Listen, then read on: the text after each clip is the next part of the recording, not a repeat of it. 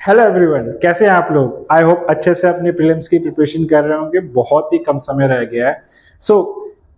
चलो एक बहुत ही इंपॉर्टेंट इन्फॉर्मेशन आप लोगों को देने की। In the history of UPSC अभी जस्ट उन्होंने अपडेट किया है कि first time ever just prelims के बाद अपनी प्रोविजनल आंसर की रिलीज करेंगे। क्या प्रोसेस है, कैसे है, चलो जानते हैं इस चीज के बारे में।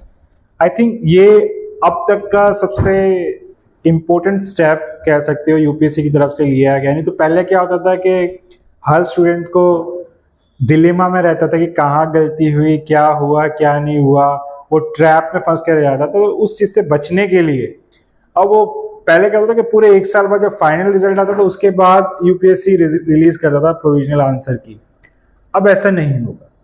Just after the prelims UPSC ने 3 मेजर स्टेप्स के ऊपर फोकस किया है कि एक तो ट्रांसपेरेंसी बनी रहे एग्जाम में, दूसरा रेस्पॉन्सिवनेस, क्विकनेस हो, और सबके साथ फेयरनेस हो। ठीक है, तो इसको ध्यान में रख के यूपीएससी ने जो एक लॉन्ग स्टैंडिंग डिमांड थी स्टूडेंट्स की कि just after the prelims release करे, और ये दिखाता भी है कि यूपीएससी की एक अच्छी गुड अकाउंटेबिलिटी एज वेल। ठीक है, अब क्या होगा कि सबके रिस्पॉन्सेज लिए जाएंगे, और सिर्फ रिस्पॉन्सेज नहीं लिए जाएंगे, उनको कंसीडर भी किया जाएगा।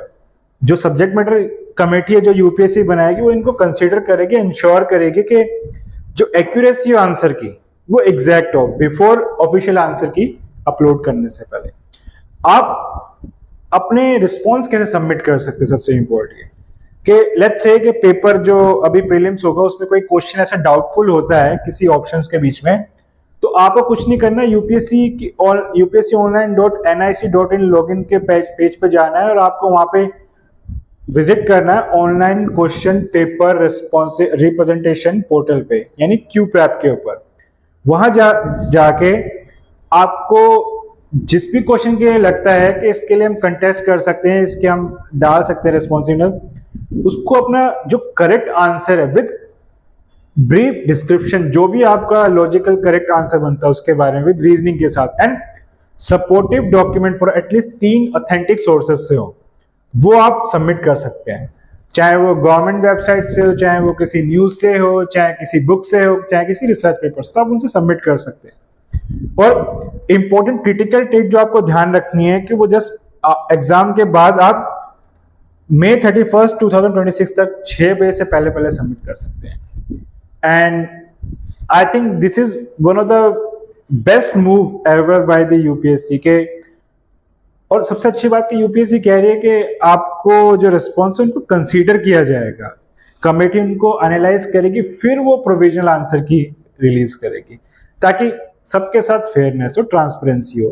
Because now they are understanding their accountability, क्योंकि एक बच्चे को पूरे एक साल वेट करना पड़ता था पहले, और वो हमेशा डिलेमा में रहता था कि भैया गलती कहाँ हुई है मेरे से, उस ट्रैप में फंस कर रहता था।